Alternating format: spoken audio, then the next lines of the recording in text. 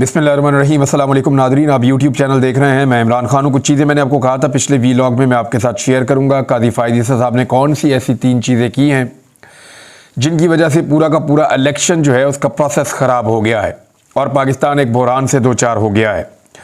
ये चीज़ों पर हम बात करते हैं, लेकिन फाफिन की एक रिपोर्ट है। फाफिन कहते हैं free and fair election network, ये पाकिस्तान में चेक करता है कि इंतखाबात का जो अमल है वो ठीक हुआ या गलत हुआ। इनके नुमाइंदगान होते हैं और हर हलके से ये लोग रिपोर्ट करते हैं।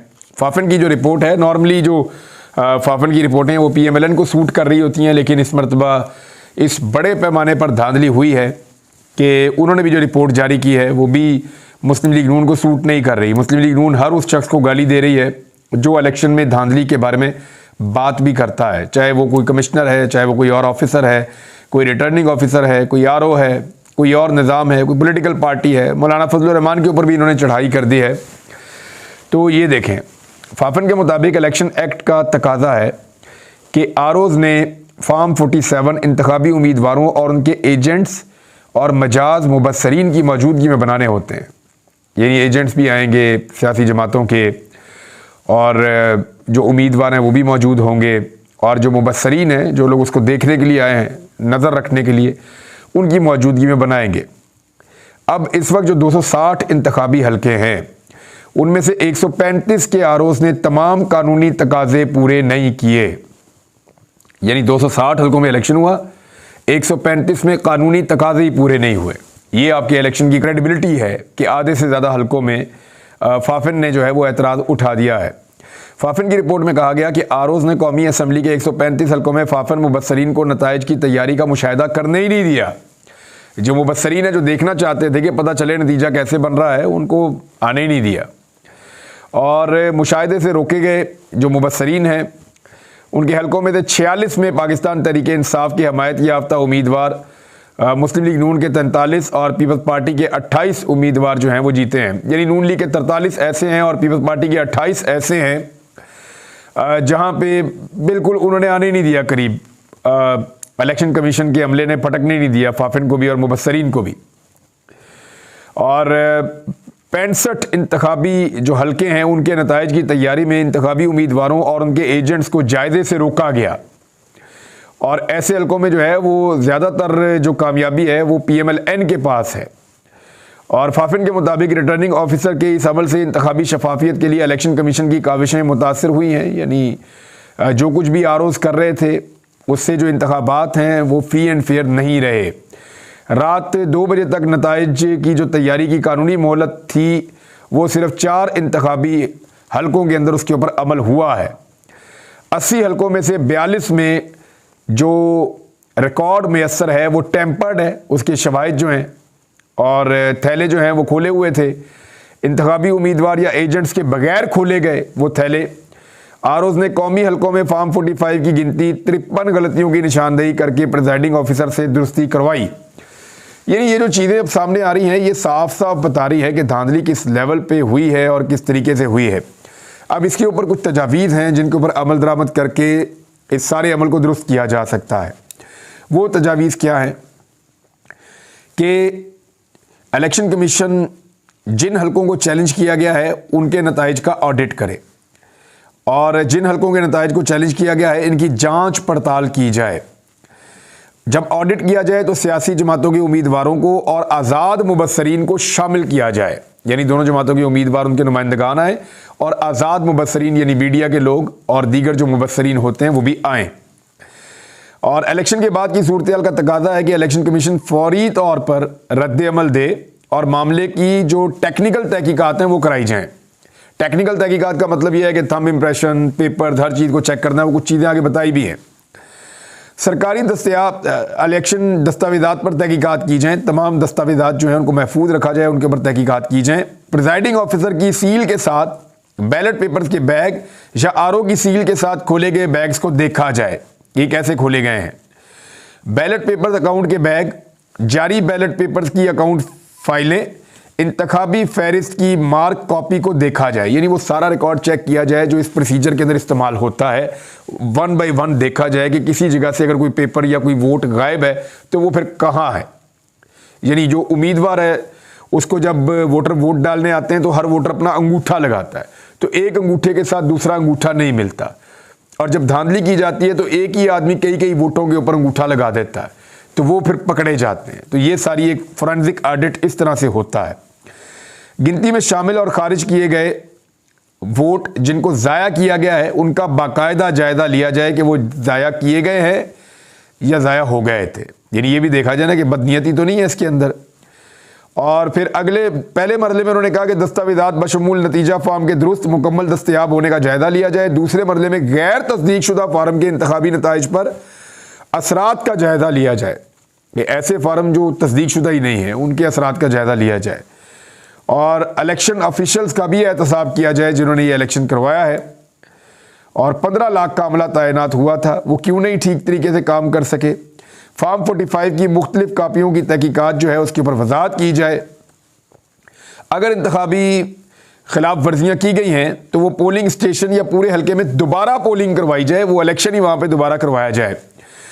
इलेक्शन कमीशन सारा अमल नोटिफिकेशन से 60 दिन के अंदर अंदर करे। जब रिजल्ट जारी करते हैं, नोटिफिकेशन करते हैं, तो 60 दिन के अंदर अंदर सारा काम कर दे।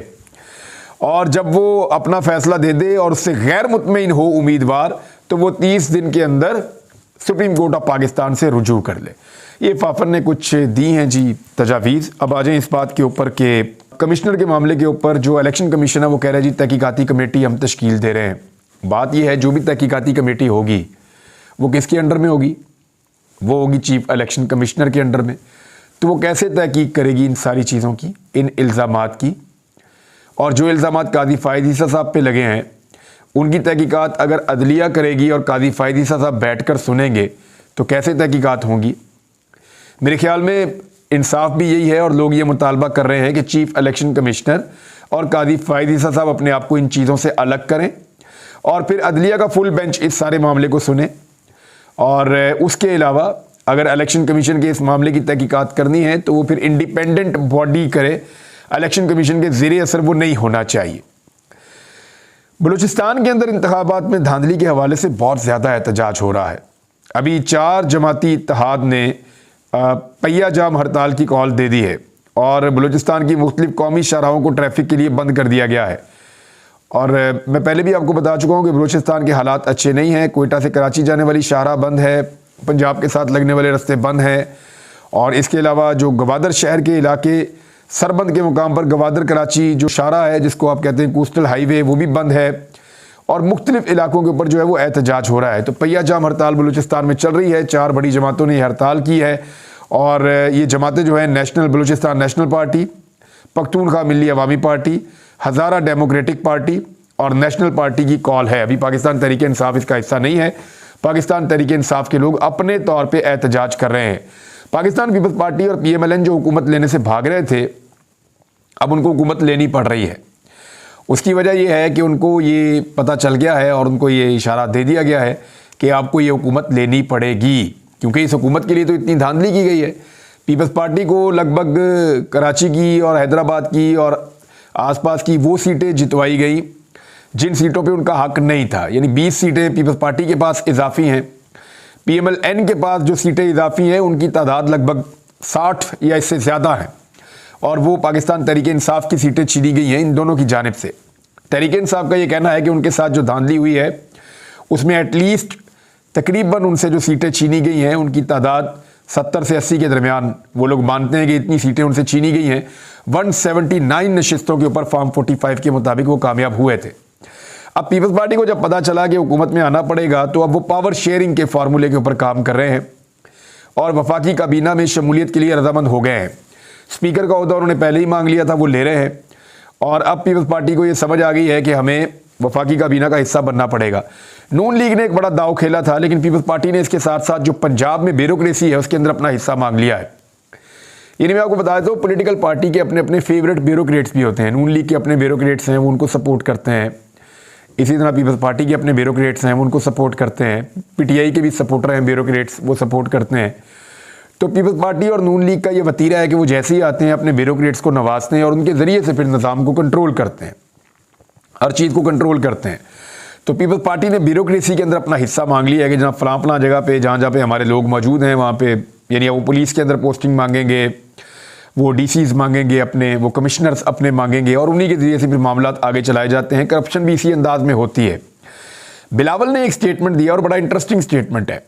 बिलावल ने यह क्लेम किया कि बिलावल को यह कहा गया था PMLN की जानिब से कि मैंडेट की रोशनी में 3 साल पहले आप हमें दे दें और हमारे साथ काबीना का हिस्सा बन जाएं और आखिरी 2 साल हम आपको दे देते हैं, फिर हम आपकी काबीना का हिस्सा बन जाएंगे। बिलावल ने कहा, मैंने उसको मुस्तरद कर दिया। मैंने कहा जी मैं वोटों के साथ आऊँगा और जब लोग मुझे वोट देंगे तो फिर मैं हुकूमत में आऊँगा, इस तरह तो नहीं आऊँगा। यानी बिलावल को ये पता है कि इस वक्त जो हुकूमत बन रही है वो वोटों के बगैर ही बन रही है। मैंडेट उनके पास नहीं है लेकिन वो हुकूमत बना रहे हैं, मजबूर हैं बेचारे, जितनी धांधली उनके लिए की गई है। अब इतना कुछ कर दिया तो हुकूमत तो उनको बनानी पड़ेगी। अब ये 3-2 का जो फार्मूला है, बिलावल ने फिलहाल तो इसको मुस्तरद किया है, लेकिन आप बंदर बांट चेक करें इनकी कि 3 साल हुकूमत हम करते हैं, 2 साल तुम कर लो। उसकी वजह यह है कि जो भी आखिरी 2 साल हुकूमत करेगा इलेक्शन में सबसे ज़्यादा जूतियाँ उसको पड़ेंगी। ये पढ़ा लिखा फार्मूला है। यानी जो भी आखिरी 2 साल में होगा सारा इल्ज़ाम उसके ऊपर शिफ्ट किया जाएगा कि ये है वो बंदा जिसने बेड़ा गर्क किया है इस मुल्क का। और ये PMLN ने अपनी तरफ से एक चालाकी की थी, लेकिन बात यह है कि 3 साल उनकी भी हुकूमत चलनी है या नहीं चलनी उनको तो ये भी नहीं पता अभी। अगर कल को सुप्रीम कोर्ट ऑफ पाकिस्तान से, इलेक्शन कमीशन ऑफ पाकिस्तान से चीज़ें क्लियर होना शुरू हो जाएं और पाकिस्तान तहरीक इंसाफ अपनी सीटें वापस लेने में कामयाब हो जाए तो फिर तो इना उस तब्दीली आ जाएगी और पाकिस्तान तहरीक इंसाफ की हुकूमत बन जाएगी और ये तो नाते धोते रह जाएंगे, इनकी हुकूमत ख़त्म हो जाएगी। तो ये भी एक रिस्क मौजूद है। बहरहाल ये PMLN और पीपल्स पार्टी के बीच में चीज़ें चल रही हैं, इनको हम रिपोर्ट करते रहेंगे। अली अमीन गंडापुर के हवाले से 2 खबरें। एक तो उनका नोटिफिकेशन रोक दिया गया था, पहले वीलॉग में मैंने आपको बताया था कि उनका कौमी और सूबाई असम्बली की जो कामयाबी के नोटिफिकेशन है वो इलेक्शन कमीशन ने जारी नहीं किए थे, अब जारी कर दिए हैं। एक कौमी असम्बली की और एक सूबाई असम्बली की नशस्त पे वो कामयाब हो गए हैं। अब लीगली वो वज़ीर आला खैबर पख्तूनख्वा बनने के लिए मुकम्मल तौर पर अहल हैं। दूसरा, उन्होंने कहा कि हम अदालत में जाएंगे, हमारी जो मखसूस नशस्तों का मामला है उसके ऊपर हमें हल करना पड़ेगा और हम अदालत के पास भी जाएंगे। उनके पास जो आसान रास्ता है कि वो किसी ऐसी जमात को ज्वाइन कर लें जो एक आधी सीट भी जीती हो खैबर पख्तूनख्वा से, उस जमात को सारे मिलकर ज्वाइन करें और बाद में उस जमात को अपने कंट्रोल में ले लें और उस जमात की बिहाफ के ऊपर अपनी ख़वातीन को मखसूस नशस्तों के ऊपर बना दें। मेरी इत्तला के मुताबिक जो जमात थी जिसका हिस्सा बने थे परवेज़ खटक साहब, ये जमात बहुत पहले से रजिस्टर्ड थी, बाद में इसका नाम बदला गया था। वो जमात उसके असल मालिकों के पास पहुंच चुकी है और परवेज़ खटक साहब जो है वो इस्तीफ़ा दे चुके हैं। अब हो ये रहा है कि उस जमात के अंदर पाकिस्तान तहरीक इंसाफ के सारे लोग ज्वाइन करेंगे। ये पाकिस्तान तहरीक इंसाफ पार्लियामेंटेरियन है, उसमें सारे ज्वाइन करेंगे और उसके बदले में जो जमात के हेड हैं या जो जमात के असल मालिक हैं उन्होंने कुछ चीज़ें मांगी हैं। वो आने वाले दिनों में मैं आपको बता दूंगा कि वो क्या मांग रहे हैं और पाकिस्तान तहरीक इंसाफ उन्हें क्या दे सकती है इसके बदले में, क्योंकि तहरीक इंसाफ की बहुत सारी नशिस्तें ख़तरे में पड़ जाएंगी मखसूस अगर वो ये एक्सरसाइज नहीं करते, क्योंकि उनके पास 24 घंटे का वक्त है। अभी जब मैं वीडियो रिकॉर्ड कर रहा हूँ रात के वक्त, तो आज के ही दिन है, सिर्फ अभी जब आप सुन रहे हैं तो आज का दिन है उनके पास कि वो अपनी सियासी वाबस्तगी आज़ाद उम्मीदवारों के तौर पे ना रखें बल्कि किसी सियासी जमात के साथ शो कर दें ताकि उस सियासी जमात में शमूलियत के बाद पाकिस्तान तहरीक इंसाफ के जो लोग हैं वो अहल हो जाएं मखसूस नशस्तों के लिए, चाहे वो अक़लियत की हैं चाहे वो ख़वातीन की हैं। तो इसके ऊपर अब काम होगा। तो खैबर पख्तूनख्वा का मैंने आपको बता दिया, वफाक का जो है वो सुन्नी इत्तेहाद कौंसिल है उसके साथ कर रहे हैं। तो इस तरह पाकिस्तान तहरीक इंसाफ अपनी जगह बना रही है और वो अपनी मखसूस नशिस्तों के लिए मार्जिन क्रिएट कर रही है। ये सारा कुछ इसलिए हो कि कादी फ़ायद ईसा साहब ने 3 चीज़ें बहुत बुरी की हैं और तारीख उनको याद रखेगी कि उन्होंने ये पाकिस्तानियों के साथ बहुत बड़ी ज़्यादती की, क्योंकि वो तो कादी फ़ायद ईसा साहब मुस्तकबिल में बताएंगे, लेकिन 3 चीज़ें मैं आपके सामने रख देता हूँ। नंबर 1, कादी फ़ायद ईसा साहब ने जो एक फ़ैसला दिया और जिस पे उन्होंने बात नहीं सुनी पाकिस्तान तहरीक इंसाफ की और बाकी जमातों की, जब सब ने कहा कि ये जो आरओज़ हैं ये एक्चुअली लिए जाते हैं अदलिया से, ये जुडिशल ऑफिसर्स होते हैं, छोटी अदालतों के ऑफिसर्स होते हैं जो आरओज़ बनते हैं और उनको ख़रीदना, उनको दबाना, उनको धमकाना वो मुश्किल होता है क्योंकि उनकी ट्रांसफ़र और पोस्टिंग के अंदर सियासतदानों का किरदार नहीं होता, उनकी ट्रांसफ़र और पोस्टिंग के अंदर सिविल ब्यूरोक्रेसी का किरदार नहीं होता।